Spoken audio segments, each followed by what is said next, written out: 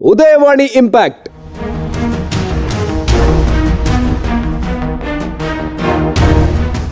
ಉಡುಪಿ ನಗರದ ಪ್ರಮುಖ ಸಾರಿಗೆ ಕೇಂದ್ರವಾಗಿರುವ ಸರ್ವಿಸ್ ಬಸ್ ನಿಲ್ದಾಣದ ಮೇಲ್ಛಾವಣಿ ದುರಸ್ತಿ ಹಾಗೂ ಪ್ರಯಾಣಿಕರಿಗೆ ಅಗತ್ಯವಿರುವ ಮೂಲ ಸೌಕರ್ಯಗಳನ್ನು ಕಲ್ಪಿಸುವ ತುರ್ತು ಕಾಮಗಾರಿಗೆ ಜೂನ್ 10 ಬುಧವಾರದಿಂದ ಚಾಲನೆ ನೀಡಲಾಗಿದೆ.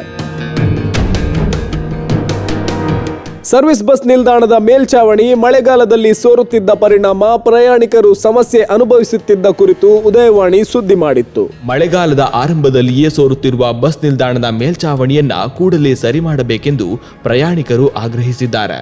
ಸುದ್ದಿಗೆ ಸ್ಪಂದಿಸಿದ ಶಾಸಕ ಯಶ್ಪಾಲ್ ಸುವರ್ಣ ಸ್ಥಳಕ್ಕೆ ಭೇಟಿ ನೀಡಿ ಅಗತ್ಯ ಕಾಮಗಾರಿ ಕೈಗೊಳ್ಳುವಂತೆ ನಗರಸಭೆ ಅಧಿಕಾರಿಗಳಿಗೆ ಸೂಚನೆ ನೀಡಿದ್ದರು.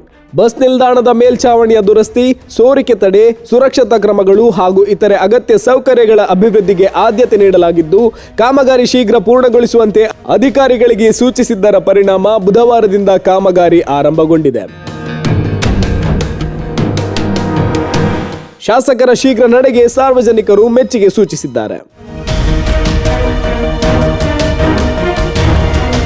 ಉಡುಪಿ ನಗರದ ಹೃದಯ ಭಾಗದಲ್ಲಿರುವಂತಹ ಸರ್ವಿಸ್ ಬಸ್ ಸ್ಟ್ಯಾಂಡಿನ ಈ ಒಂದು ಶಿಥಿಲ ವ್ಯವಸ್ಥೆಯಲ್ಲಿರುವಂಥ ಮಾಡಿನ ಸೋರಿಕೆಯ ಬಗ್ಗೆ ಮಾಹಿತಿ ಬಂದ ತಕ್ಷಣ ಸರ್ವ ದೂರಿನ ನೆಲೆಯಲ್ಲಿ ಭೇಟಿ ಕೊಟ್ಟಿದ್ದೆ. ಅಧಿಕಾರಿಗಳ ಜೊತೆ ಕೂಡ ಭೇಟಿಯನ್ನು ಕೊಟ್ಟಿದ್ದೆ. ಆ ಪ್ರಕಾರ ಅನಾನುಕೂಲ ಆಗುವ ರೀತಿಯಲ್ಲಿ ಜನರಿಗೆ ಏನು ಸಮಸ್ಯೆ ಆಗ್ತುಂಟು ಅದನ್ನು ಪಟ್ಟಿ ಮಾಡಿ 48 ಗಂಟೆ ಒಳಗೆ ಕಾಮಗಾರಿಗಳನ್ನು ಪ್ರಾರಂಭ ಮಾಡಬೇಕಂತ ಸೂಚನೆ ಕೊಟ್ಟಿದೆ. ಅದೇ ಪ್ರಕಾರ ಇವತ್ತು ಬೆಳಿಗ್ಗೆ ಕಾಮಗಾರಿಗಳು ಕೂಡ ಈಗಾಗಲೇ ಪ್ರಾರಂಭ ಆಗಿದೆ. ಮತ್ತು ಅಲ್ಲಿ ಅಕ್ರಮಗಳು ಇರ್ಬೋದು, ಅಲ್ಲಿ ನಡೆದಾಡಲಿಕ್ಕೆ ಟಾಯ್ಲೆಟ್, ಅಲ್ಲಿ ಇಂಟರ್ಲಾಕ್ನ ರಿಪೇರಿಯನ್ನು ಕೂಡ ಮಾಡಲಿಕ್ಕೆ ಹೇಳಿದ್ದೇವೆ. ಒಟ್ಟಾರೆ ನಗರಸಭೆಯಲ್ಲಿ ಇವತ್ತು ಬಹಳ ಒಂದು ಕೈ ಅನುಭವ. ಯಾಕೆಂದರೆ 8 ತಿಂಗಳಿಂದ ಆಡಳಿತ ಇಲ್ಲ. ಜಿಲ್ಲಾಧಿಕಾರಿ ಆಡಳಿತಾಧಿಕಾರಿ ಆಗಿದ್ದಾರೆ. ಜಿಲ್ಲಾಧಿಕಾರಿಗಳಿಗೆ ಕೂಡ ಮನವಿ ಮಾಡಿದ್ದೇನೆ. ತಿಂಗಳ 15 ದಿನಕ್ಕೊಮ್ಮೆ ಸಭೆ ಮಾಡಿ ಸಾರ್ವಜನಿಕರು ಮಾಜಿ ನಗರಸಭಾ ಸದಸ್ಯರನ್ನು ಕರೆಸಿ ಸಮಸ್ಯೆಗಳ ಬಗ್ಗೆ ತಾವು ಅದನ್ನು ಮಾನಿಟರ್ ಮಾಡಬೇಕು. ಯಾಕಂತೇಳಿದ್ರೆ ಉಡುಪಿ ನಗರ ಕೇವಲ ಉಡುಪಿ ನಗರ ಜನರು ಮಾತ್ರಲ್ಲ, ದಿನಕ್ಕೆ 10 ರಿಂದ 15 ಸಾವಿರ ಜನರು ಇವತ್ತು ದೇವಸ್ಥಾನಕ್ಕೆ ಇರ್ಬೋದು, ಟೂರಿಸ್ಟ್ ಇರ್ಬೋದು, ಅದೇ ರೀತಿ ಮಣಿಪಾಲದಂಥ ಶಿಕ್ಷಣ ಸಂಸ್ಥೆ, ಆಸ್ಪತ್ರೆಗೆ ಭೇಟಿ ಕೊಡುವ ಸಂದರ್ಭ. ಅದರಿಂದಾಗಿ ಉಡುಪಿ ನಗರಕ್ಕೆ ತನ್ನದೇ ಆದ ಒಂದು ಇತಿಹಾಸ ಉಂಟು. ಸ್ವಚ್ಛ, ಕ್ಲೀನ್ ಆ್ಯಂಡ್ ಗ್ರೀನ್ ಸಿಟಿ ಅಂತ, ಅದನ್ನು ಉಳಿಸುವಂಥ ಕೆಲಸ ಆಗಬೇಕಾಗಿದೆ. ನಾವು ನಗರಸಭೆ ವತಿಯಿಂದ ಈಗ ಟೆಂಪ್ರರಿ ತಾತ್ಕಾಲಿಕವಾಗಿ ಇಲ್ಲಿ ಏನು ಮಾಡಬೇಕಂತ ಎಸ್ಟಿಮೇಟ್ ಮಾಡಿದ್ದೇವೆ.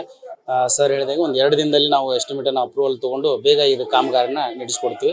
ಪ್ರಯಾಣಿಕರಿಗೆ ಯಾವುದೇ ರೀತಿ ತೊಂದರೆ ಆಗದ ರೀತಿ ನಾವು ಎನ್ಶೂರ್ ಮಾಡಿ. ಮಾಧ್ಯಮದ ವರದಿ ಆದಮೇಲೆ ನಮಗೆ ಮಾಹಿತಿ ಬಂದಿದೆ.